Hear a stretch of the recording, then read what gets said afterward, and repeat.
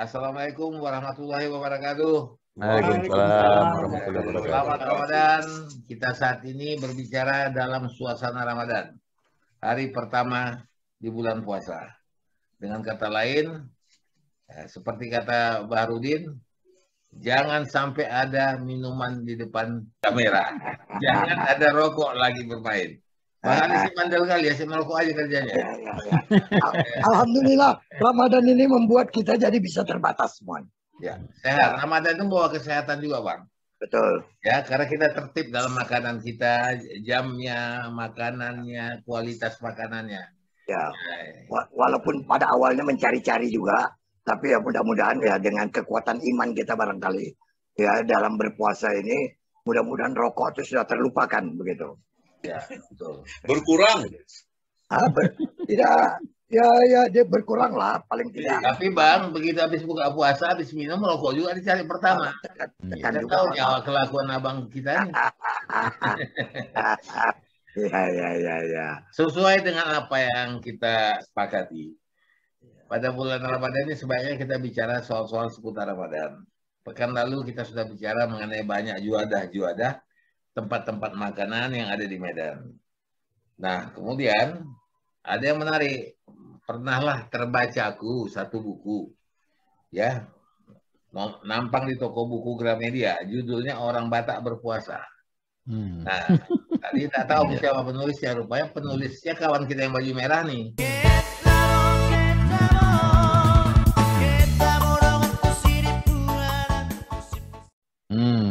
Nah, jadi daripada kita membaca mata kita sakit, kita minta dia cerita dulu. Apa yang dimaksud orang Batak berpuasa? Karena begini, Din. Masalah puasa ini kan universal. Muslim yang mana pun berpuasa dengan cara yang sama gitu. Ternyata ada ceruk, ya ada pengecualian. Dimana mungkin gini dilihatnya gini kan kalau bicara orang Batak berpuasa, karena kalau bicara Batak identik kan non Muslim. Nah, mungkin jadi karena non-Muslim, nah bagaimana polanya, bagaimana hubungannya, bagaimana pengaruhnya terhadap keluarga, lingkungan. Aku rasa barangkali Bahar tuh menulis buku itu ya, tentu pasti bagaimanapun mengenang ya. Memang ada satu kegembiraan ya bagi kita kalau kita ambillah dari segi dari mulai anak-anak, remaja, dewasa, bagaimana orang tua menyambut bulan Ramadan ini. Bang Halis, aku menarik juga sebenarnya. Kenapa aku bilang menarik kalau Bang Baharudin akan bahas itu nanti? Karena ada daerah-daerah kayak Aceh itu kan homogen betul. Jadi kalau kita bicara puasa, ya biasa itu nggak ada. Itu begitu orang kelihatan makan, tabu itu. Ada yang buka restoran dan lain sebagainya. Tapi kita bergerak lagi ke satu daerah, di sana heterogenitas yang lebih tinggi. Apalagi di tempat yang Islamnya minoritas. Bagaimana puasa di sana? Itu kan kita ingin tahu juga. Ya, jadi gini dulu barangkali. Mungkin Bahar tuh menulis itu kan karena ada kenangan ya. Yang membuat dia itu menulis sampai orang Batak berpuasa itu kan sama barangkali kita dalam menyambut bulan Ramadan nih kan begitu. Salah satu ada kenang-kenangan yang ingin diuraikan oleh Bahar di situ kan begitu mungkin. Kita masing-masing punya pengalaman, punya kenang-kenangan juga kan. Nah, kita dengar dulu kenangan dia tuh di dalam bukunya berpuasa orang Batak bagaimana kan begitu.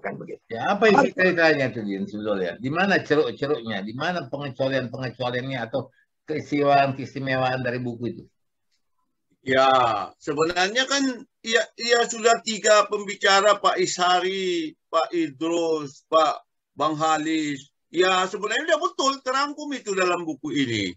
Bahkan saya pengen sebenarnya memulai ceritanya itu ketika berbeda antara kelompok Islam, ada yang Sabtu memulai, ada yang hari Minggu. Ya kan? Seperti tahun ini.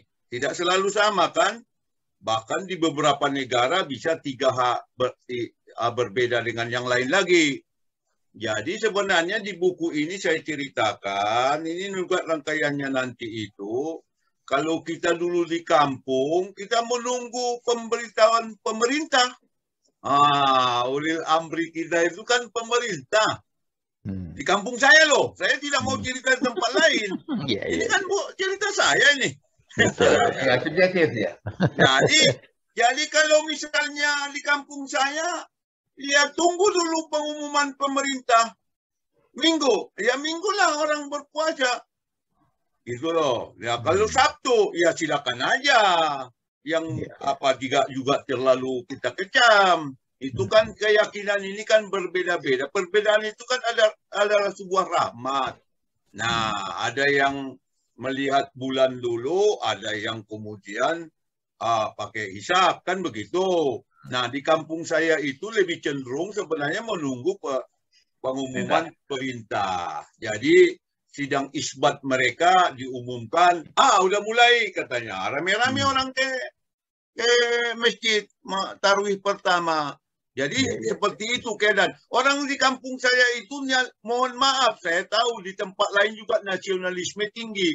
Tapi kalau nanti misalnya bulan masak lemang, mau lebaran, di kampung saya itu menjelang HUT kemerdekaan 17 Agustus, jadi 16 Agustus itu orang masak lemang, Pak Idrus. Begitulah hebatnya penghargaan mereka pada Republik ini. Itu. Tapi Pak Idrus tadi betul. Kenapa judul seperti ini diambil? Itu memang ada sosiologisnya juga.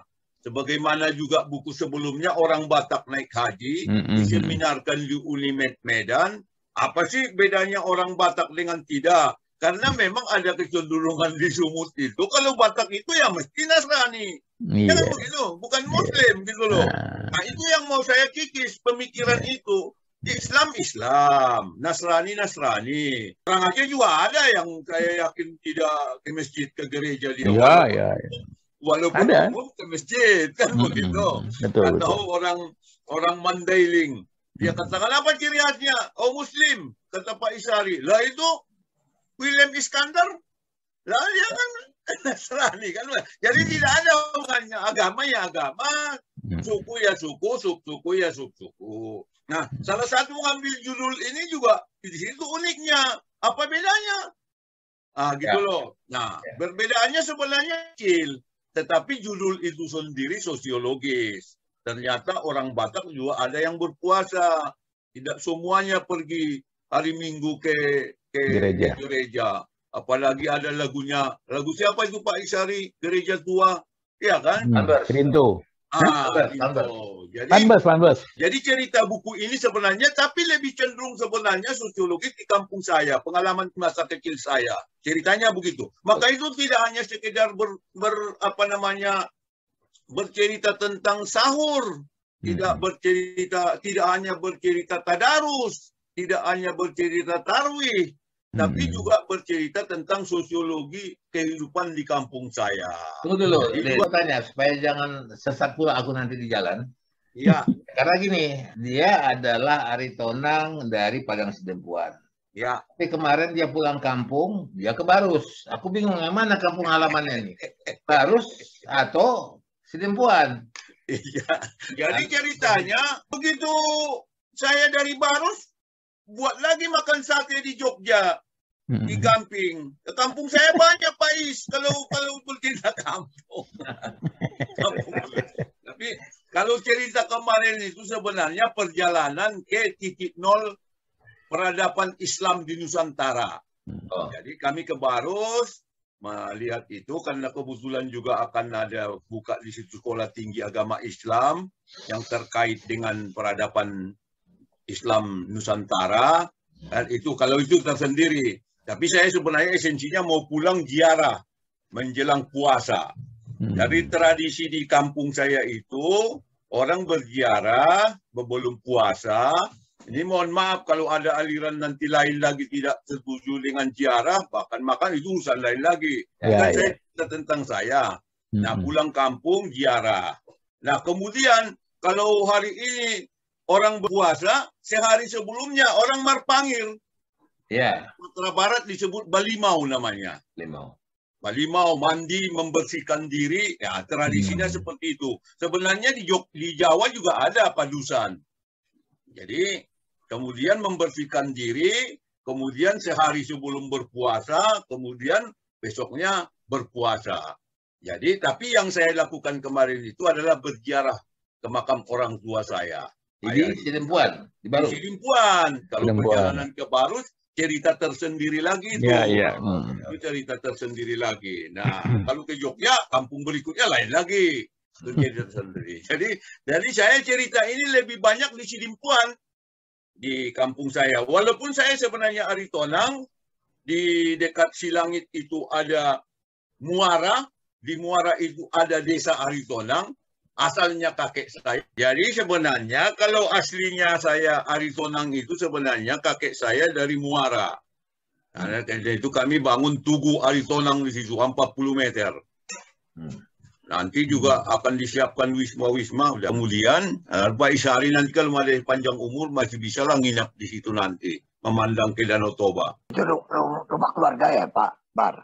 Enggak ada, udah peninggalan Pak Bang Halis. Mau ngajak kami tadi kenapa? Macam mana caranya? Akan belum selesai. Ini kan hanya supaya panjang umur aja. Jangan cepat-cepat.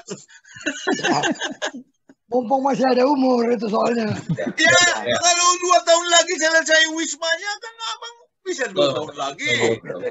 Ya karena Bang Ali sudah terkejar umur dia. Sudah khawatir aja dia. Kembali ke cerita itu hanya cerita kakek saya.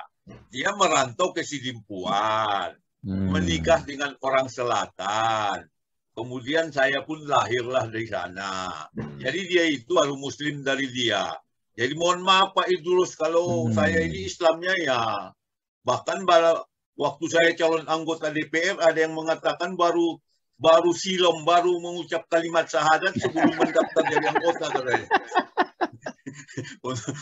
Untung ada yang menetralisirnya. Oh itu saya kenal dulu anak HMI sejak di Jogja. Baru diam orang itu kan. Orang politik. Nah ceritanya kemudian saya lahir di Sidimpuan, cerita berpuasa ini lebih banyak didominasi di lingkungan masyarakat Padang Sidimpuan. Sebenarnya itu lebih banyak cerita itu. Nah, tapi tidak hanya sekedar saya cerita tentang orang berpuasa, makanya itu memang cerita buku ini memang agak ada semi-semi ilmiahnya Pak Idrus, Pak Arjaya. Jadi kalau Bapak aneka rekaman hayati, di situ Bapak nanti akan diuraikan itu apa sebenarnya atau ikan sidat. Yang namanya Pak Sofian Lubis ketika dia meresensinya, dia tulis di pos kota, ini buku seret. Susah membacanya, karena memang semi ilmiahnya ada Pak Jaya. Ya. Jadi berbeda dengan orang Batak naik haji, betul-betul memang lancar, makanya itu jauh lebih laris sebenarnya daripada buku ini. Tapi buku ini kalau peneliti mau mendalami keanekaragaman hayati di Tapanuli Selatan, bacalah buku ini, paling tidak basicnya. Dia bercerita tentang tanaman, dia bercerita tentang flora, fauna, dan kemudian ada bahasa Latinnya untuk membedakan dengan yang lain, Bang Halis. Jadi memang agak berat membacanya. Sultan Bang itu dibuat buku itu sebelum Batang Toru hancur, Bang. Kenapa? Sebelum Batang Toru hancur sampai ke Muara. Ya, sudah ada dokumentasinya. Halo Bar. Tadi kan awak ceritakan tentang bagaimana masyarakat Sidimpuan itu menyambut bulan suci Ramadan. Ya. Bagaimana? Apa bedanya dengan masyarakat lain yang Anda lihat sekarang ini? Ya. Gaya karakter orang Sidimpuan menyambut Ramadan. Makanya memang jadi sebuah buku. Ini sebenarnya belum masuk ke materi itu. Belum. Masih ada lanjutan. Oke. Kalau aku tangkap, walaupun belum sampai ke sana, kalau kita bicara Sidimpuan, homogenitasnya lebih tinggi. Yang dimaksud dengan ini kan ceruk nih. Kan Aritonang, bicara orang Batak, ini kan Aritonang. Kalau aku kebetulan nih, waktu SMA kelas 1 kawanku Aritonang. Ya kan Nasrani, jadi yang ada di benakku ya kalau Aritonang ya Nasrani gitu loh. Iya memang persepsi orang kalau Aritonang ya Nasrani, tapi ini kan ada Muslim. Penulis buku lagi berpuasa. Sebenarnya secara umum sama aja orang berpuasa di mana-mana. Iya kan? Sama aja. Kenapa Is? Enggak, aku tadi kau bilang kau punya kawan Aritonang. Kawan aku di SMP Aritonang. Dan dia juga Nasrani. Iya. Nah, yang menarik dari dia itu, Din, namanya sampai sekarang aku masih ingat nama dia. Nama dia adalah Tahan Menderita Aritonang. Itu di kelas aku itu betul. Jadi ketika dia dipukul sama guru, sakit Pak, sakit. Tapi kau tahan menderita, dipukul lagi. Sakit Pak, kau kan tahan menderita. Ya saya tahan menderita Pak. Aritonang itu, Nasrani. Dan Pak Ishari pasti tahu si Mare-Mare di Sibolga kan? Saya tinggal di situ. Aku tinggal Nah, di situ. padahal Aritonang itu ada 3. Opus Sunggu, Raja Guguk, si Mare-Mare. Saya Opus ini si Sunggu. Mare-Mare. Nah, itu lain lagi ceritanya Bang Halis nanti kan. Nanti bilang pula cerita berpuasanya kan. Betul. Lanjut Bang. Jadi Bang Baharudin belum ke sana ya. Aku cerita tadi, aku punya teman Aritonang. Justru Aritonang temanku inilah yang membuka jendela untuk aku melihat bagaimana sebenarnya orang Kristen itu, bagaimana Nasrani itu. Karena aku dari Aceh. Jadi makanya yang terekam di benakku begitu bicara Aritonang, inilah guruku yang mengajarkan aku tentang orang agama Kristen itu. Gitu. Sama kalau Bapak baca buku ini, pengantarnya dari Profesor Azyumardi Azra, kebetulan teman saya. Jadi dia pengantarnya itu saya kenal ada 2 Aritonang. Yang pertama Pendeta Jan Aritonang. Pendeta. Kemudian Baharudin Aritonang, tokoh HMI. Itu pula pengantarnya. Karena umumnya memang kebanyakan Kristen, Nasrani, Aritonang itu.